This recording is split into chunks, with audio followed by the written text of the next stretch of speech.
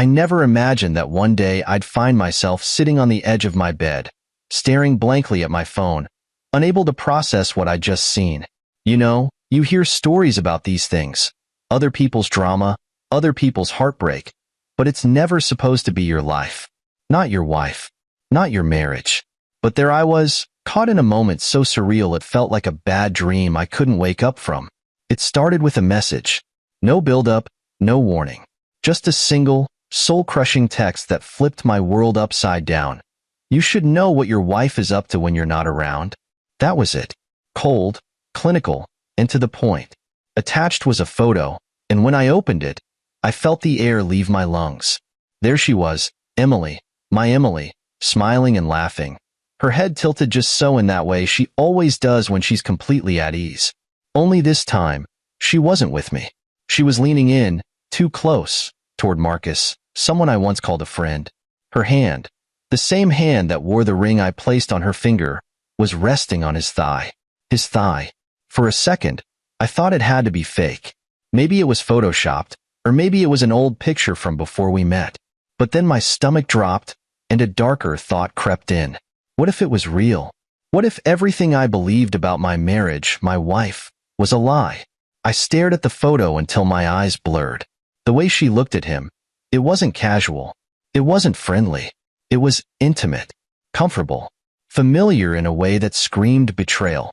I could feel something rising in my chest, an emotion I couldn't quite name. It wasn't just anger. It wasn't just hurt. It was something primal, something that made my hands shake and my stomach churn. For a long time, I just sat there, frozen. My mind raced through a million questions I didn't have answers to. Who sent the message? Why now? How long had this been going on? And the worst question of all, was I blind? Or was I just a fool? I wanted to dismiss it, to tell myself it wasn't what it looked like. But as I scrolled through my phone, through old photos and messages, something in me began to shift. Suddenly, every little thing that hadn't made sense before started clicking into place. The late nights at work, the sudden interest in girls' nights out, the way she'd been distant lately, pulling away from me in every way that mattered. It was like watching a puzzle come together, each piece sharper and more damning than the last. I felt stupid, completely blindsided. I mean, who doesn't see this coming? Aren't there always signs? But that's the thing about trust. It blinds you. It makes you see what you want to see. And I trusted her. God, I trusted her. I thought about ignoring the message, just deleting it and pretending it never happened. But the photo, it was burned into my brain. Every time I closed my eyes, I saw it. Her smile, his smug face, her hand on his thigh. I couldn't ignore it. I couldn't let it go. Not without answers. So, I waited. I sat there in the dark, my phone clutched in my hand, waiting for her to walk through the door like she always did. I wasn't sure what I was going to say. Hell, I wasn't even sure I wanted to say anything. A part of me hoped she'd have some perfect explanation, some way to make it all go away. But deep down, I knew. I knew this was just the beginning of something I wasn't ready to face. The sound of her keys jingling snapped me out of my thoughts. My heart raced as the door opened, and she walked in, smiling like nothing was wrong, like everything was normal. And for a split second, I wanted to believe her, to let her kiss me on the cheek and ask me about my day like she always did. But then I looked at her, really looked at her, and all I could see was that photo. I didn't say anything at first. I just watched her move around the room, humming softly as she set her bag down and kicked off her shoes. How could she act so normal? How could she smile and hum and pretend everything was fine when my world had just come crashing down? She must have felt my stare because she turned to me, her smile faltering. James? What's wrong? What's wrong? What's wrong is that my life just went from something I thought I understood to something I couldn't even recognize. What's wrong is that the woman I vowed to love and trust is the same woman I just saw leaning into another man. But I didn't say any of that. Not yet. Instead, I held up my phone and said, "Care to explain this?" Her eyes widened as she looked at the screen, and for the first time, I saw something crack in her perfect facade. Shock? Guilt? Fear? I couldn't tell. But whatever it was enough to tell me one thing. This wasn't over. Not by a long shot. After that first confrontation, I sat in our bedroom for what felt like hours, staring at the walls and trying to piece together how we'd gotten here. I kept replaying her face when she saw the photo, how her expression shifted from shock to anger. It was almost as if she was mad at me, like I had no right to question her. That reaction told me more than any words could. She was guilty, and she knew it. But she wasn't going to make this easy. I wanted answers. No, I needed answers. But the way she deflected every question, twisted my words, and turned everything back on me made me feel like I was losing my grip on reality. For a moment, I almost believed her when she called me paranoid. Maybe I was overreacting. Maybe I was letting a stupid text message and an out-of-context photo ruin my marriage. But then something shifted inside me, like a light bulb flickering back on. That nagging feeling I'd had for weeks, the one I kept pushing aside, suddenly roared to life.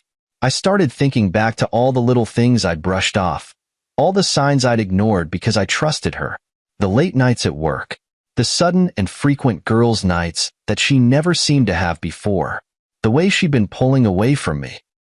Physically, emotionally, in every way that mattered. She used to look at me like I was the only man in the world. I didn't realize how much I'd missed that look until I saw her giving it to someone else. That photo. God, I couldn't get it out of my head.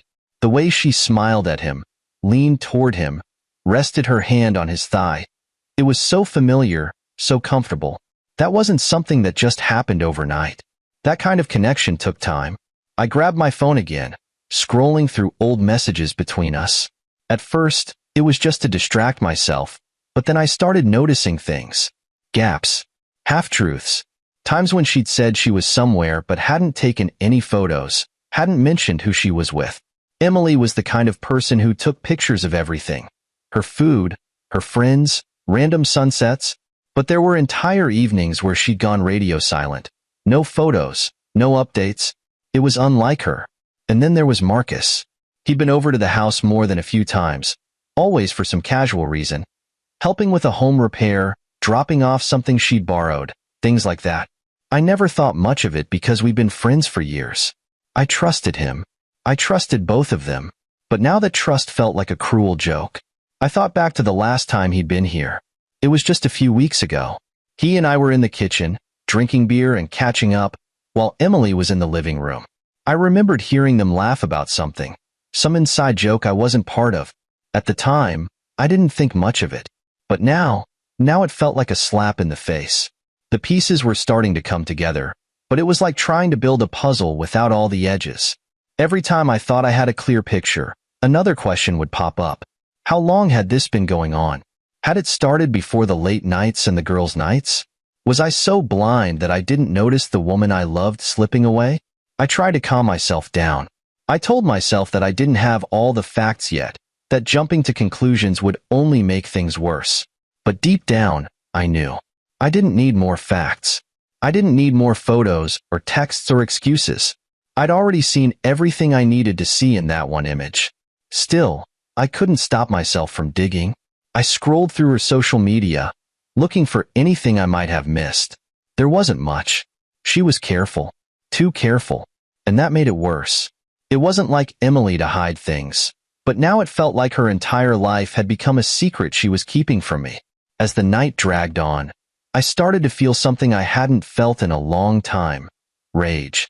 Not the kind that makes you scream and punch walls, but the quiet kind that sits in your chest and burns like a coal.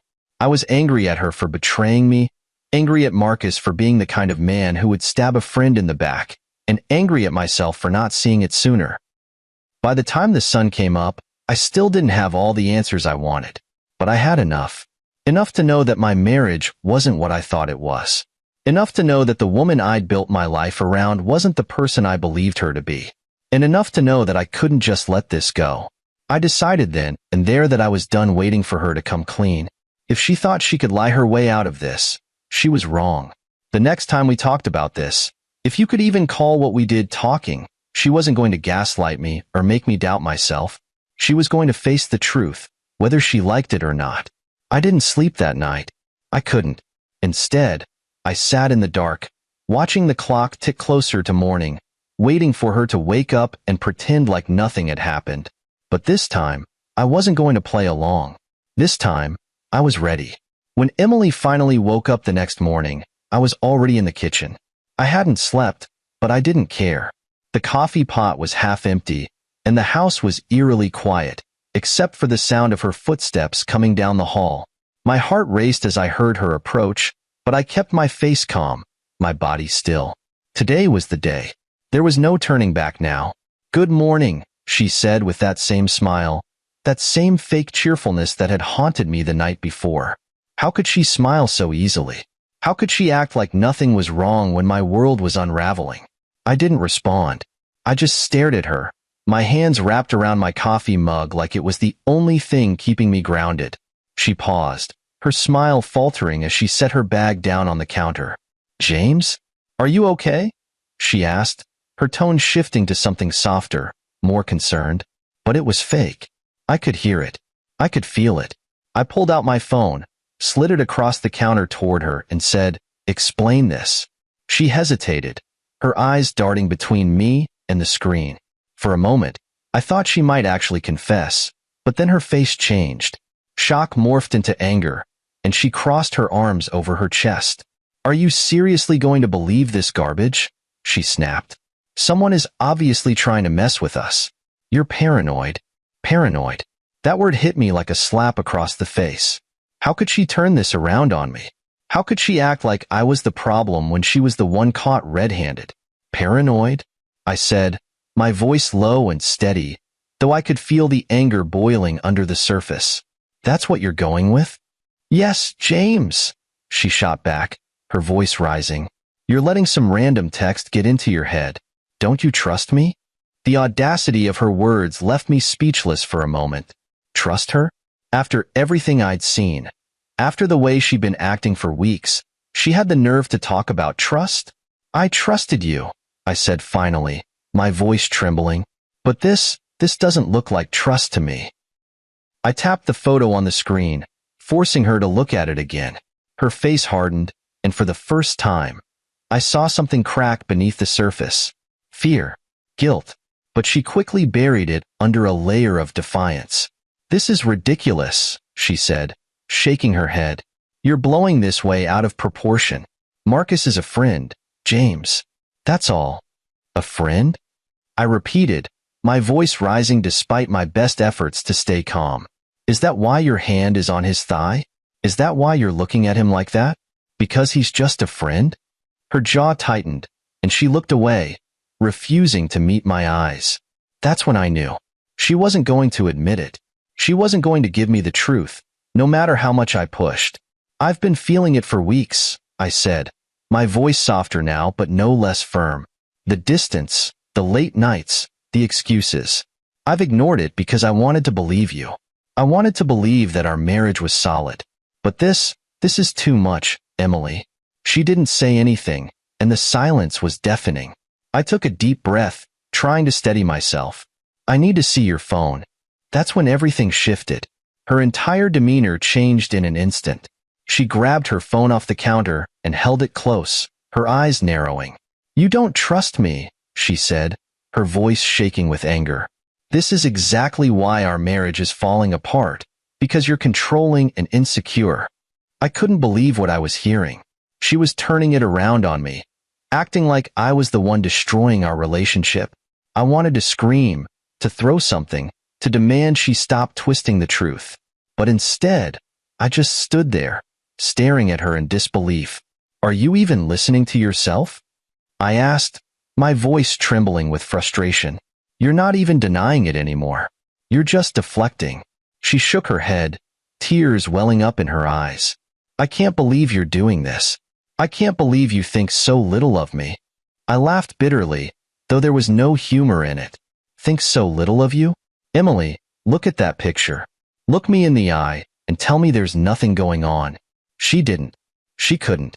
Instead, she turned away, her shoulders stiff and her hands clutching her phone like it was the only thing keeping her together. That's when it hit me. She wasn't going to give me the truth. She wasn't going to admit what she'd done. And she wasn't going to let me see her phone because she knew what I'd find. I felt something snap inside me. The weight of weeks, maybe months, of lies and betrayal came crashing down all at once. I couldn't stand to look at her anymore.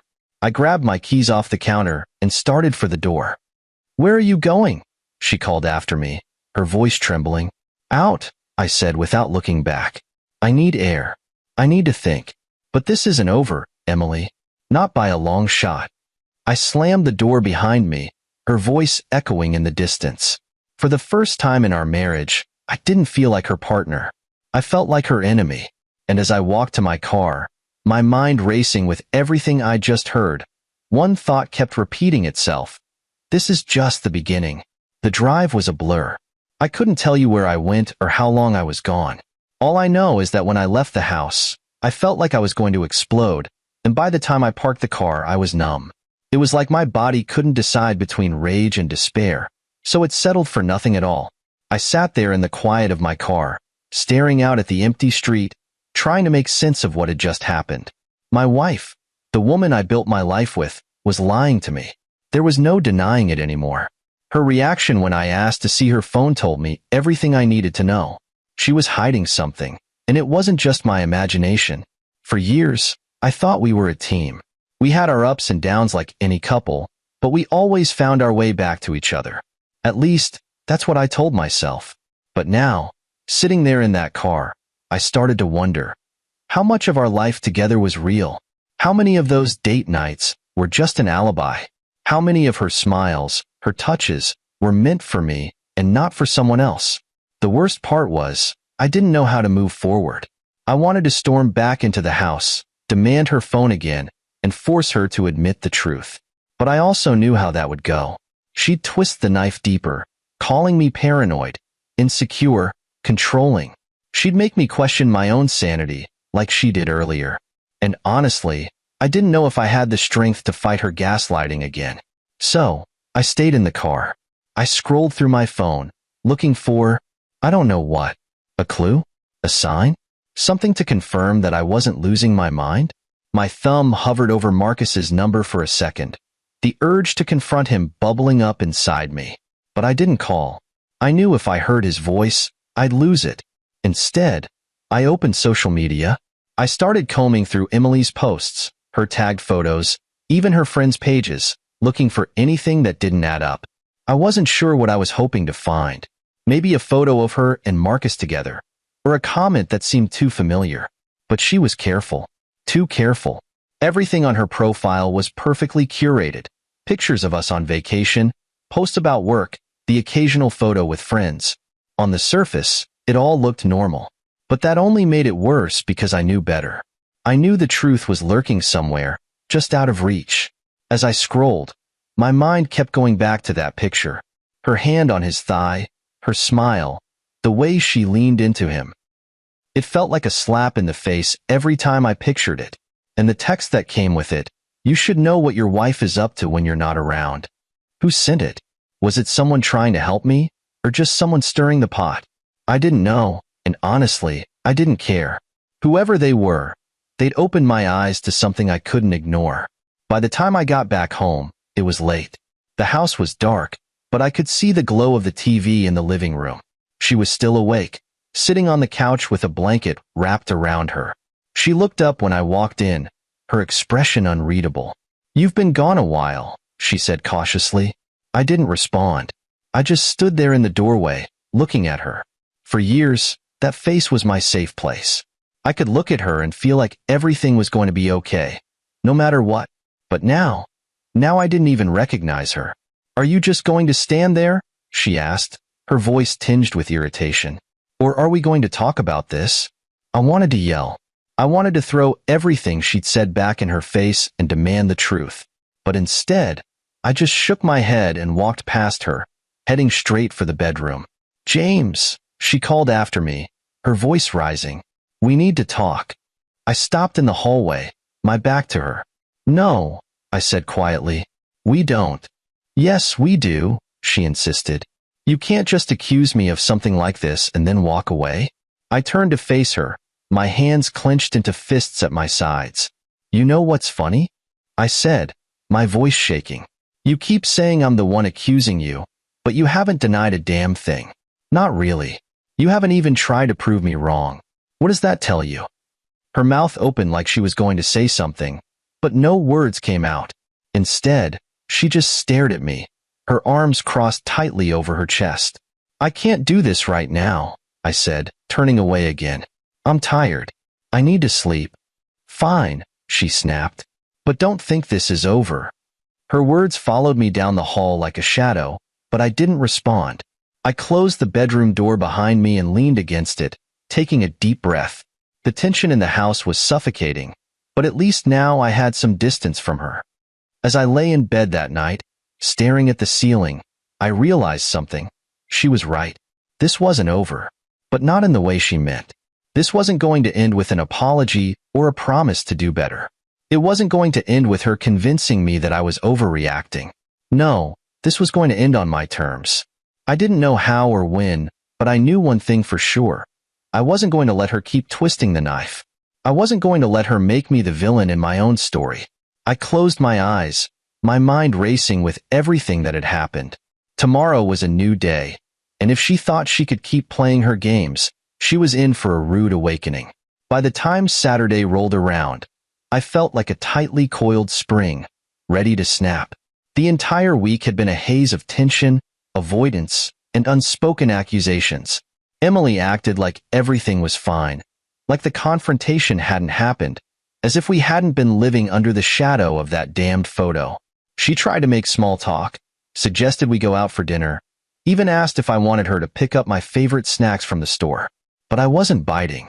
I barely responded, and when I did, it was curt and deliberate. I didn't want to play her game. I was done pretending. When she mentioned the party earlier in the week, I could tell it was calculated. Her voice was too casual, her words too carefully chosen.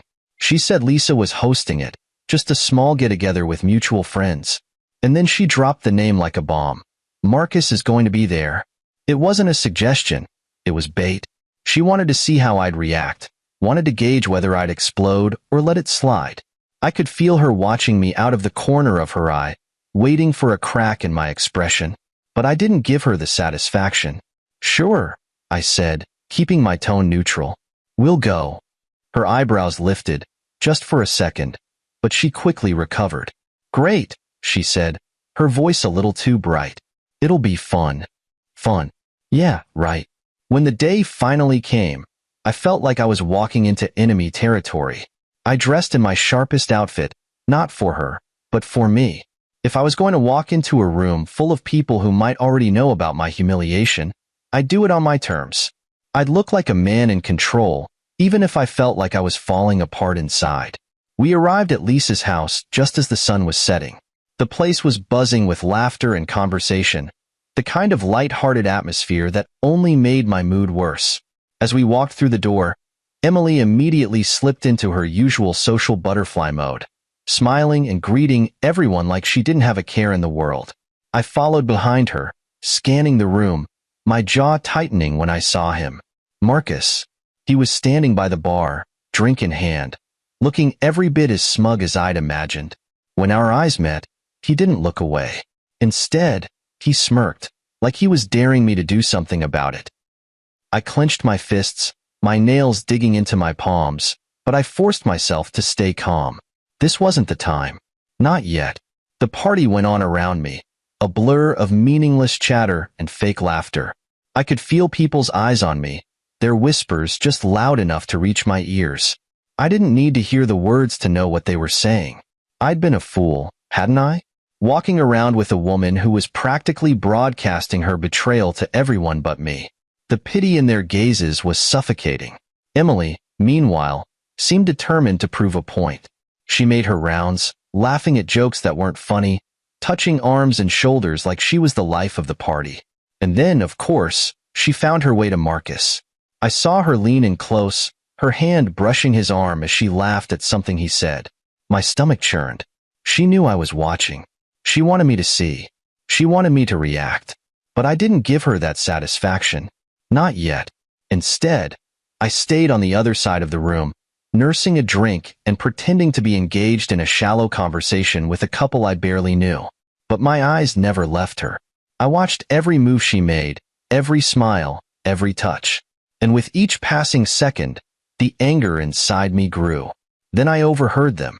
A couple standing nearby, their voices low but not low enough. "Did you hear about James and Emily?" one of them said. "I feel so bad for him. He doesn't even realize how bad it is." That was it. The final straw. My patience snapped like a brittle twig. I set my drink down, my hands trembling as I pushed through the crowd. My heart was pounding, my vision narrowing as I zeroed in on her. She didn't even notice me at first. She was too busy laughing at something Marcus had said, her head thrown back like she didn't have a care in the world. When I finally reached them, the air around us seemed to shift. Conversations softened, heads turned, and the tension in the room thickened like a storm about to break. "What the hell is this?" I said, my voice cutting through the quiet like a knife. Emily froze mid-laugh, her eyes widening as she turned to face me. "James," she started, her tone cautious. "What are you?" "You know exactly what I'm talking about," I interrupted, my voice rising. "You've been sneaking around with him," I gestured toward Marcus, who had the nerve to look uncomfortable, lying to my face. "And now you're parading it in front of everyone like I'm not even here." The room was deathly silent. All eyes were on us now, the weight of their stares pressing down on me. Emily's face hardened, her voice dropping to a hiss. "Don't do this here," she said, her eyes darting around at the growing audience. "Why not?" I shot back. "You didn't seem worried about doing it here when you draped yourself all over him." She stepped closer, her voice trembling with barely concealed rage. "You're pathetic," she spat. "You can't stand that someone else might actually want me. Someone who treats me better than you ever did." Her words hit like a punch to the gut, but I didn't flinch. Instead, I turned my attention to Marcus. "And you?" I said, my voice sharp. "You think you can sneak around with another man's wife and walk away unscathed? Think again." The room was charged with anticipation, the crowd holding their breath as I stood there, fists clenched, ready to explode. But I wasn't done. Not yet. I knew the fight was inevitable the moment I saw Marcus's face. That smug, arrogant look, like he'd already won some prize that was never his to begin with. He wasn't backing down, wasn't even trying to deny what he'd done. He stood there with his arms crossed, his jaw set, as if daring me to do something.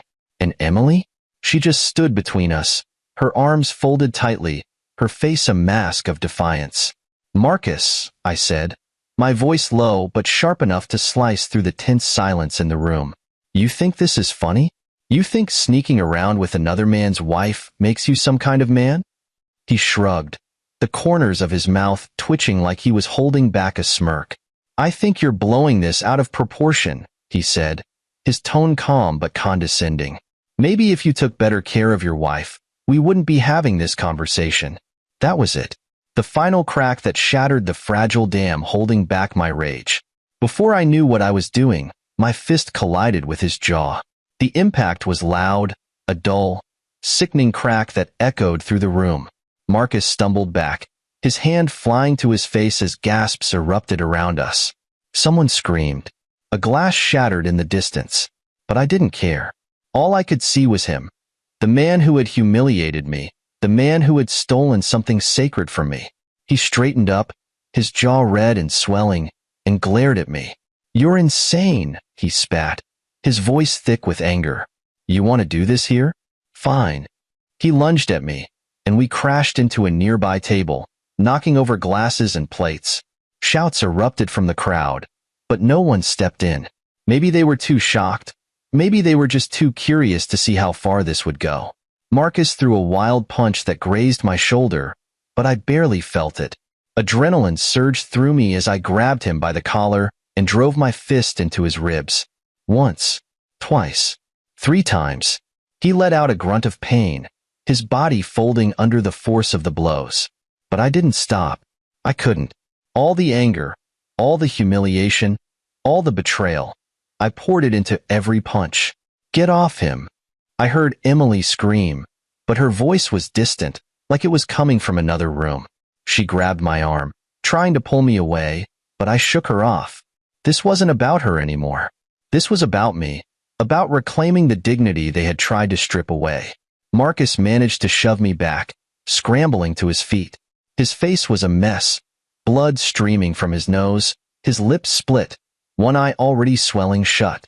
But he wasn't done. He swung again, this time landing a glancing blow to my temple.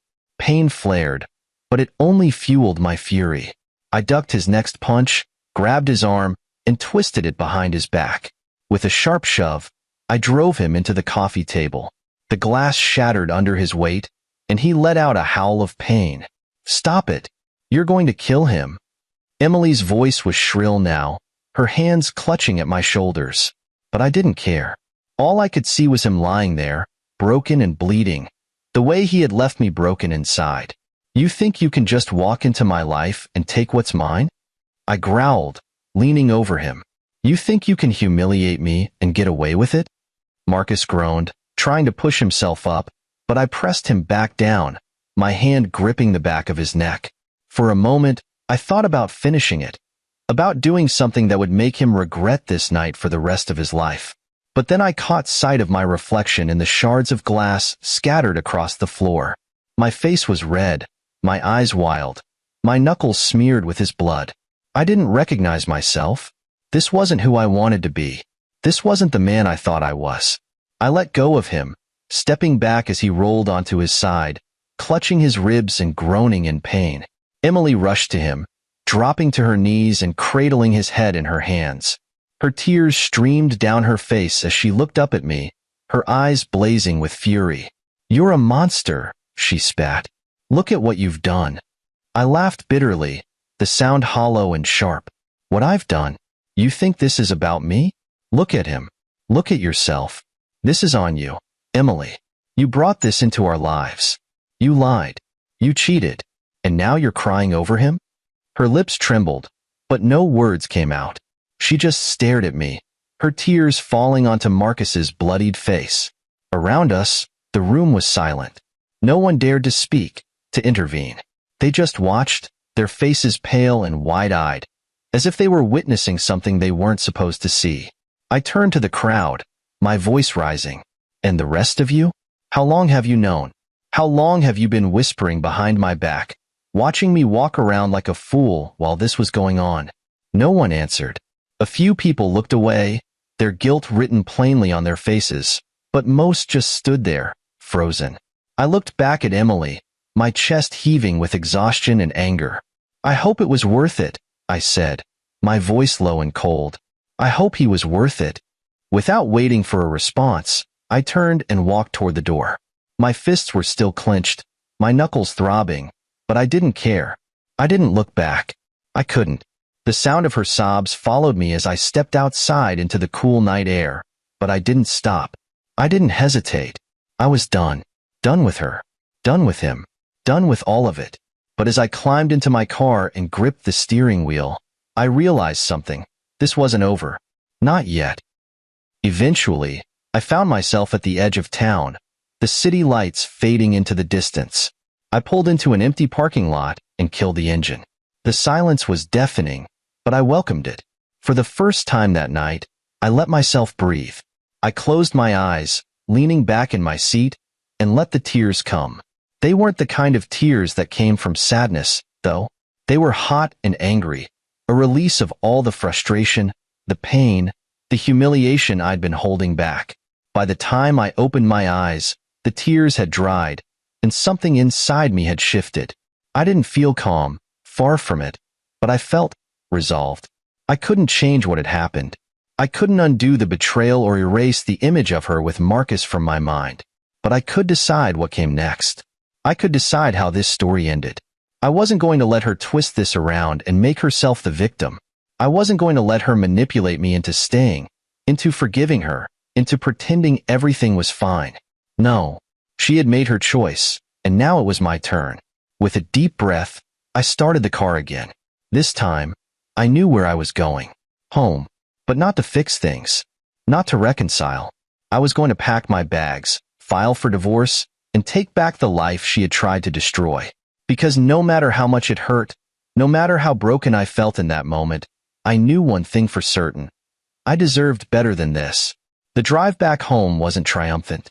It wasn't some moment of clarity where everything clicked, and I knew exactly what to do. It was heavy, like dragging myself toward a cliff I knew I'd have to jump off eventually.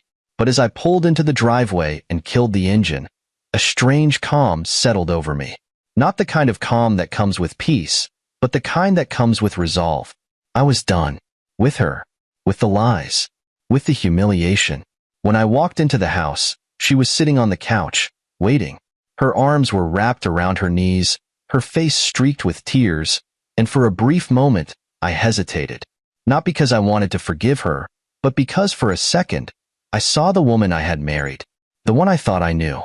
But that second passed quickly. Whatever she once was, whatever we once were, it was gone now. She stood when she saw me, her voice trembling. "James, can we talk? Please." I shook my head, walking past her toward the bedroom. "There's nothing left to talk about." Her footsteps followed me down the hall, her voice rising in desperation. "Don't say that. Don't just throw everything away like this. We can fix this.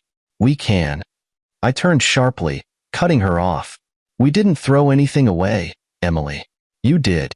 The second you decided I wasn't enough for you. The second you invited him into our marriage."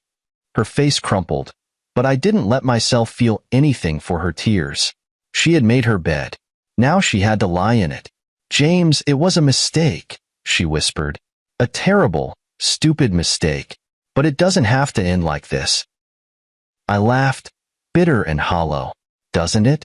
Tell me, Emily, what exactly is there to save here? The trust? The love? Because I don't see it anymore." She tried to speak, but I held up a hand to stop her. "I'm filing for divorce," I said, the words feeling both heavy and freeing. "First thing tomorrow." Her eyes widened, panic flashing across her face. "No," she said, shaking her head. "James, don't do this. Don't let one mistake ruin everything we've built." "One mistake?" I said, my voice sharp. "Emily, this wasn't just a mistake. It was a choice. A deliberate, conscious choice to betray me, to humiliate me. And I won't let you make me feel guilty for walking away from that." She collapsed onto the bed, sobbing, but I didn't stay to watch. I grabbed a suitcase from the closet and started packing. My movements were mechanical, my mind already focused on the next steps. Call a lawyer. Find a place to stay. Start over. When I zipped up the suitcase and turned to leave, she looked up at me with red, swollen eyes. "I love you," she said, her voice breaking. "I know I messed up, but I love you. Doesn't that count for something?" I paused in the doorway, my back to her. "It used to," I said quietly, "but not anymore." The weeks that followed were a blur of paperwork, phone calls, and awkward conversations with friends and family. Emily tried everything to win me back. Apologies, promises, even guilt trips. She said she'd go to therapy, that she'd never see Marcus again, that she'd do anything to fix our marriage. But it was too late. Every time I thought about giving her a second chance, I remembered that photo, that fight, and the look on her face when she defended him instead of me. Marcus, predictably, disappeared. I didn't see him again after that night, and from what I heard through mutual acquaintances, their relationship didn't last long. I guess sneaking around loses its thrill when it's dragged into the light. Part of me wanted to confront him one last time, to make him feel the full weight of what he'd done. But in the end, I realized it wasn't worth it. He wasn't worth it. As for Emily, she moved out a few weeks after I filed for divorce. The house felt empty without her, but it also felt lighter, like I could finally breathe again. I threw myself into work, into rebuilding the parts of my life that she had shattered. It wasn't easy. There were nights when the loneliness crept in, when I lay awake wondering if I'd ever feel whole again. But those nights became fewer and farther between as time went on. I started therapy, not because I wanted to heal from Emily, but because I needed to understand how I had let things get so far. I needed to figure out why I had ignored the signs, why I had clung to a marriage that was clearly falling apart. And slowly, I began to find answers. Not all of them were comforting, but they were necessary. One day, a mutual friend reached out to me, asking if I wanted to hear Emily's side of the story. I declined. I didn't need to hear it. Whatever her reasons were, Whatever excuses she had, they didn't matter anymore. She had made her choice, and I had made mine. It was over. Now, standing here in my new apartment, looking out at the city skyline, I feel free. Not happy, not yet, but free. I'm learning to trust myself again, to rebuild my life on my own terms. I'm learning that respect isn't something you beg for. It's something you demand. And if someone refuses to give it to you, you walk away. No matter how much it hurts, no matter how broken it leaves you. Walking away is still better than staying in something that tears you down. Emily and Marcus are part of my past now, a chapter I've closed for good. And as I look toward the future, I know one thing for certain. I'll never let anyone take that kind of power over me again.